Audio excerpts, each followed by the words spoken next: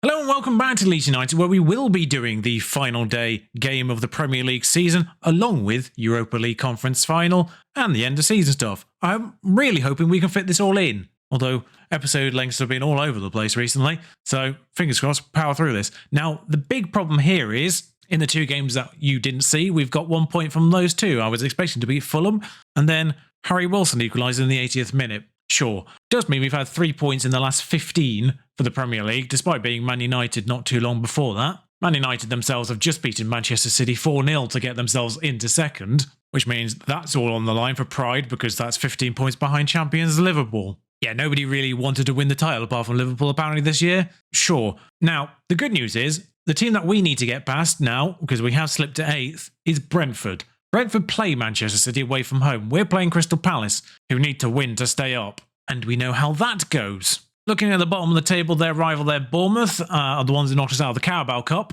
And the team behind them that are already relegated are Middlesbrough, who knocked us out of the FA Cup. And then at the very bottom is Burnley, who have won 2 games, one of which was against us, away from home. So our record against teams in this relegation fight, not fantastic. Although, to be fair, we did beat Middlesbrough twice and Bournemouth twice in the league, just not in the cups. The good news is we are basically full strength. Strike's a bit tired, so Cresswell's going to step in. I think we can sort of get away with that one. We can't really get away with Milovanovic, who, 30 goals for the season in 35 starts. In the end, for now, Bamford's on 15 in 40 starts. Sinisterra's on 9 in 26 starts now, so that's not awful. Worth mentioning, Pedro's nearly back, 16 goals for him in the 29. And Tyler Adams isn't too far away from being back as well. They'll both be back for the Conference League final, Pedro and Tyler Adams. And there's about 10 days gap, I think. So everyone should be fully fit for that, provided they don't injure themselves in the interim, which means we are effectively full first strength. Scovs at left back, just because I don't know who's better at this stage. Still, Platanotis on a fairly bad run of form of late. Platanotis scored 3 goals himself this year, as is Skov, although Skov does take penalties for some reason. So, Ndicka, Cresswell, Sestali, Mele in goal, of course, behind them, Skov, Livramento, Zoboslai, Armada, Bamford, Milovanovic, Sinisterra, as it has been ever since Pedro's injury. I'll tell them I have some faith in him, and maybe that will get them motivated to a degree. I don't know why some people get unmotivated when you tell other people that you have faith in them. That's still a confusing thing. The Palace team 2 years in is still pretty much Palace. The only new additions are Patrick Berg in the midfield and Pizzella at left back. But Eze now on the ball, just walking through our defence. Melier catches that quite nicely. That is the highlight, I think, even though it was a relatively easy catch. Now, we need to better Brentford's result, effectively.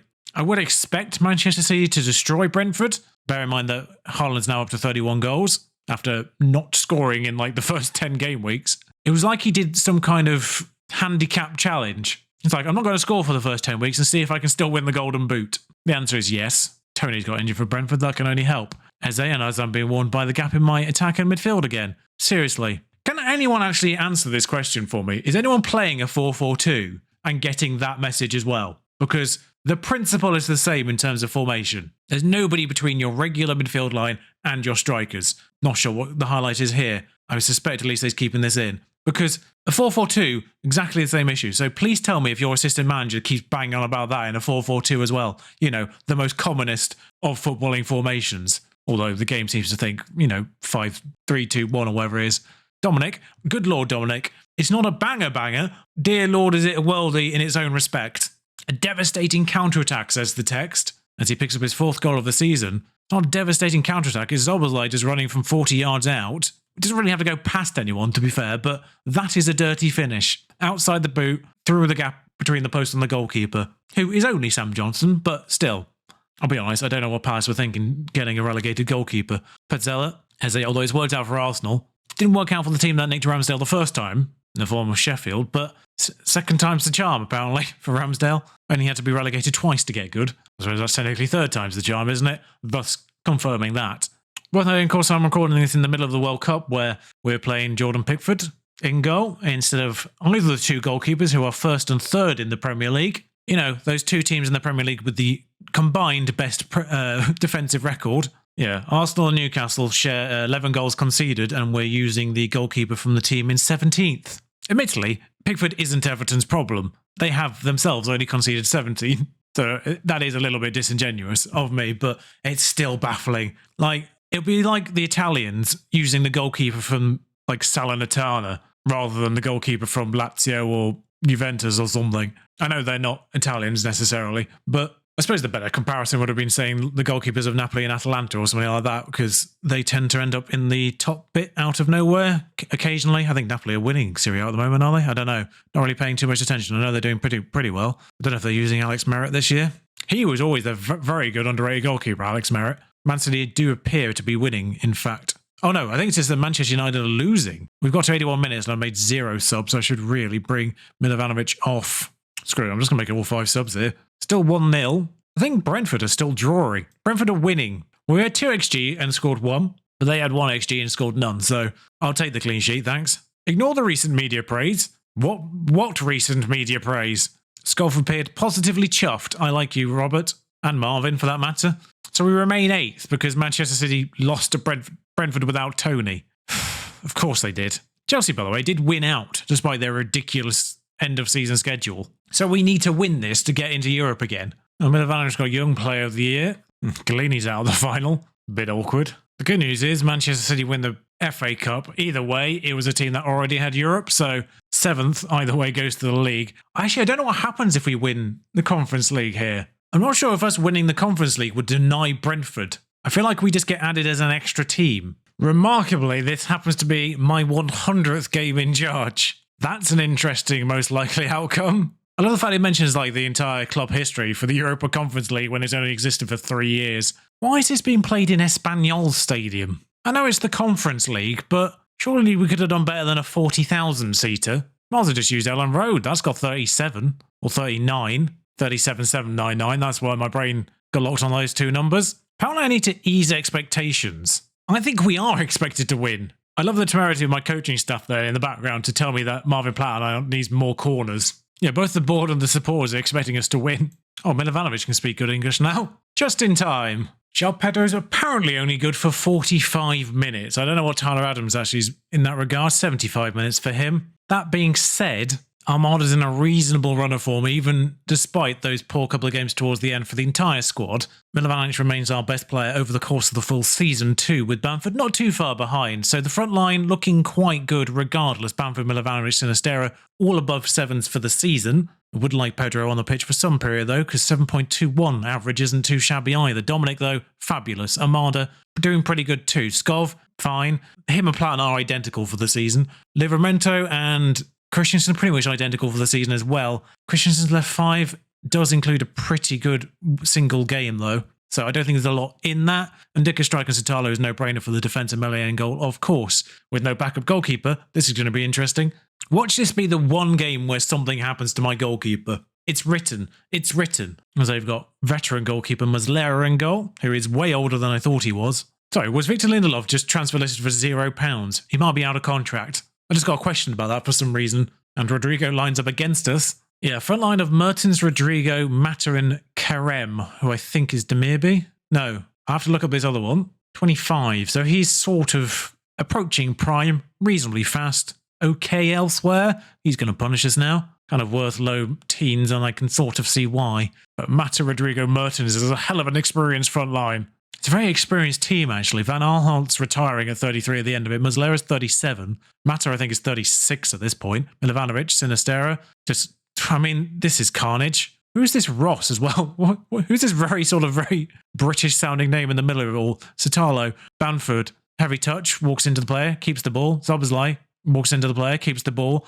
Undika, not a great advert for the match engine this so far. Undika, we are 31 minutes into the game. I think this is the first highlight. Undika, strike, finds Bamford. Milovanovic, if he can make a run. Armada, Dominic. Sinister is 80 yards offside. Dominic, you're better than this. Don't play that ball. Did Luis Sinistera straight offside? Question mark. Good lord, it's even gone to review. He could have been more offside if he tried. The only way he could have been more offside if he was off the pitch entirely. Oh, look at that massive gap between our midfielders and our forwards, by the way. That apparently is a problem. Strike and Dicker, as there are all 21 players, but that doesn't include our goalkeeper, are in their half. Skov, Bamford, Sinistera, blocked. Bounces off Van Aanholt. Have we had the highlight? Everyone's still in their half. Van Aanholt just seems to be in the way of everything, and I don't really know why. Matthias Ross, Danish. Not fantastic. I'm just going to tell him that it was unacceptable and get on with it. Next year, 1.19 yet to get a goal. That's going to punish us eventually, I suspect. I'm almost tempted to go attacking. Skov and Dicker bounces off, strikes, hit the crossbar now for good measure, and Dicker again gets this ball back. If you can find a player in white, Dominic, who's come from our own half there. What are you doing in our own half, Dominic? Why are you staying back? Sinisterra's going around everyone. Why are you doing left-footed shots, Lewis? Have I got you wrong entirely? You got reasonable left foot. No, you are right-footed. You're not good in big matches, which could be a problem. Why do I keep seeing him cut inside when he's right-footed? Pedro on. Skov for Platinart, mostly because he's booked. I mean, we're getting to this stage where it kind of feels like any goal's going to win it. Oh, Dominic's a smidge tired now. Platinart whips that ball in. Satalo. It's a combination that's transcended Football Manager versions. Wait, hang on. Is that being discounted for some reason? No? Okay. Everyone looked very muted there as they walked away. I got very concerned now being disallowed. Dominic's just tired, so we'll just bring Tyler Adams straight on there because Armada's actually playing quite well. Tino's doing all right, but we'll just get fresh legs on a right back and we'll just save a fifth substitution in case of emergency. Oh, we're still attacking. That can't be good news. Adams just heads on to no one, but that's kind of... What the hell's happened there? How have you thwarted our defence like that? Almazbekov, Almada, Christensen.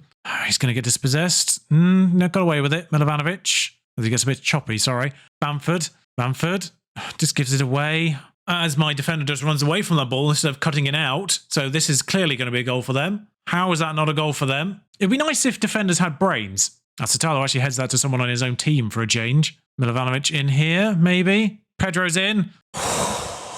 Injury time, sealed. And we get to see it from the other angle because the highlights are still inverting. I don't know can someone solve this for me as well? That'd be great. Lovely work from Marco there, though. Could have done something really selfish, but decided to lay it off for Pedro, and that's 2 goals in the last 10 minutes or so. Oh, I forgot about this. I forgot these had their own... I don't know what's behind. I presume that's the confetti cannons. I forgot these had their own models. Am I now allowed to be as part of the celebrations? I am, thank you. We're still technically off the pedestal as that chap's facing the wrong way. But it's nice to be part of these now. Who captained that team? I feel like Bamford did. Yeah, number 9. And we're celebrating. I think we're celebrating in a corner where Leeds fans weren't. Though we deserved the win. We deserved the 2-goal margin, worth saying. And once again, I'll take a clean sheet instead of the 3-1. Apologies for not dressing up for this, by the way. I am very, very pressed for time at the moment. If anyone's watched my pre-season and sort of post-deadline day Premier League predictions videos, you'll understand what's just happened to Leeds here in game is pretty much what I've predicted for West Ham, which is they'll just miss out on Europe at the very end due to extra games, but they'll do very well in the Conference League. That was my prediction for that, and it's weirdly kind of panned out here for us. 4 million for winning. Who gets medals? Archie Gray gets one for being a substitute. The 18-year-old gets a medal. Sure. Joe Gelhardt started 2 games and he gets a medal as well. João Pedro only played 4 games in total in the Conference League. 3 starts and that substitute appearance in the final. Scored 3 goals. Marko Milovanovic scored 13 goals in the Conference League in 13 games. Blimey. Van den Boomen scored all 5 of his goals, I think, in the Conference League. But yeah, what a storied history so far this is. 2 Italians and then Leeds. We'll do this one press conference. Love the fact they spent a moment there to talk about low knees and an extra kind of 2 million or so. I imagine there's going to be a payout because there's still people who have them in their contract. Liam Cooper Sorry, how did Liam Cooper get paid? He's not even here. The sooner I get these... Same with Brendan Aronson, although he might have actually played a game. The sooner I get these contracts renegotiated because it's so annoying. But 6.5 million. We actually paid out more than we actually won for that. And yeah, we don't deny Brentford Conference League, so... Wolves, Chelsea and ourselves in the Europa League next year, which as I've already said, I won't focus on quite so much. First silverware, the most important thing, and hopefully we'll get our end of season stuff now. I don't think I've had my budgets yet, I guess because we haven't been Europa League or not, basically. Marko Milovanovic, it was a bit of a gamble. The man who'd only moved to Almeria the year before with a release fee of 7.5 million, triggered 7.34 30 goals. 30 goals. Is madness, really, when you think about it. Dominic was superb as well for his 20 million mid-season. Pedro for nothing. Van den Boomen for nothing, of course. Galini for nothing as a solid backup goalkeeper. Worth saying, didn't really have much of a failure other than spending 300 grand on Butland and never using him. Kovacevic, 2 million. Didn't play all that much. 6.7 average. Sure, not awful, but one for the future. Livramento averaged pretty alright. Skov averaged pretty alright. I don't think we had a failure in any of our signings. 42 million for Livramento, of course, to get that rating. How is C+, 8th? We actually got more points than last year, it's worth saying. 4 more points than last year overall. And we're in like the top 4 teams for goals scored, which is also in like the top 8 teams for goals conceded. A+ for that though, of course. Yeah, and they weren't fabulous. I've just skipped over a page. I don't know what that was. My double-clicking mouse situation has not improved. Sponsorship up, corporate up, competition prize money way up, of course. Szoboszlai, the most shirts sold, despite the fact he came in halfway through. I love the fact that Harrison got the 5th highest shirts and he barely played. Oh no, good. This is what I was hoping I didn't click through by accident. I think it might have been the individual matches page that I clicked through there. I mean, those two are the wrong way around, but that's correct. Christensen and Skov edge out the other two in their positions, but it's pretty much as you'd expect, just with people in the wrong places. Szoboszlai not here long enough to get in the midfield. Fans player of the season, Ndicka. Young player of the season, Ndicka. Milovanovic robbed. What the hell? Goal of the season, Szoboszlai. Could be any of them. Marko Milovanovic, top goal scorer with 30. Beats whatever was last year. Patrick Bamford got 14 assists. Mille ended up with 13 clean sheets over the course of the season, which is a marked improvement on last year's, I want to say, 6. My manager timeline is existing now. Of course, this isn't going to look that interesting just because there's only going to ever be one club. But there's the important bit. I love the fact that all of these signings are basically just investing in potential. Supporter profile up, fair weather up, hardcore down. Another 844,000 social media subscribers, apparently. Next year's club vision. It's interesting they always say like 1-year contracts for players over the age of 32 and maximum 2-year for 30-year-olds. Not that I signed many, but reach the latter stages of the Europa League is desired and record a Premier League top half finish is required. I think we'll be okay with that. So tell them top half again then, basically. And then latter stages. I want us to bounce back from this disappointing campaign and try and reach the latter stages. What disappointing? We didn't do as well in the Europa League this season because we weren't in it. Football Manager's a flawless game. Apparently our arranged training camp was Northern Ireland, which doesn't seem very ambitious. I'm half tempted to go to Hungary just because of Dominic. Cornelius just nicks Milovanovic because I think he had 2 less appearances. Yeah. And Rodrigo came 3rd, remarkably, for Galatasary. Bamford was the player of the Conference League. The majority of teams in the overall team are ours. A few in the midfield, not the same. Martin van der Voort, still at Genk. Remember, he was a good one for next... Oh, he's got transfer arranged. Leipzig. Never mind. Can become a top player, opposed to just top player. If we had the budgets, ask and ye shall receive. 2 million wages, that's basically the same. 55 million. I suppose our end of season money's not come in yet. Oh no, that is more wage budget, especially as our committed is only 1.75 million. I think that's that, and I think we've basically highlighted all the major players in terms of goals and assists in our team. Yeah, pretty much. Our main 3 defenders, Sotalo 3 goals, Strike 4 goals, and Ndicka 5 goals. Most of those actually from throw-ins, not corners, or free kicks. Throw-ins and free kicks seem to be the best places for them to get goals for some reason. Marvin Planar ended up with 13 assists. It's not quite as prolific as last year, although Skov got 9, so it's 22 between them over the course of the season at left back. The Vimenta got 8, 5 for Christensen, so it was 13 from the right, 22 from the left, 14 from Bamford up front directly. And yeah, it's not as if like anyone else who just snuck onto set pieces, like Van den Boomen, for instance, 3 from him. Szoboszlai might have snuck onto a set piece or 2 with 4, but they might just be in-game assists. So, I mean, at the very least, the overpowered left back. I think the biggest issue there, despite the fact that, you know, Marvin's got 13 and Skov's got 9, I think the issue is the fact that it's the receivers of the corners aren't as good as they used to be last year. I think the delivery's fine. I think it's just that people don't jump anymore at all. I've said it before. I really hate the fact that appears to be Sports Interactive solutions for how powerful corners were last year. Because last year defenders didn't jump, so what they've done is they've made attackers not jump. Seems to be the solution. The majority of the time. That's it for the season. We will continue, of course. We'll continue until we win the Champions League. That's kind of the point. Or the Premier League. At least one of those 2 have to be ticked off before I finish this off as a save. But if you enjoyed this season, if you enjoyed this episode, like, comment, subscribe, you know the deal by now. 55 million seems a lot for a team that's currently in the negative. But we've also got a few players that are developing already. And we could probably raise funds this year. Because there's some people on reasonable wages who could go. Like I'm looking at Harrison, who doesn't really fit into the team anymore. So there might be a few major people disappearing out of this squad in the respect of a Leeds team. It'll be interesting to see what this team looks like at the start of next season. So I'll see you for that. Until next time. Ta-ra.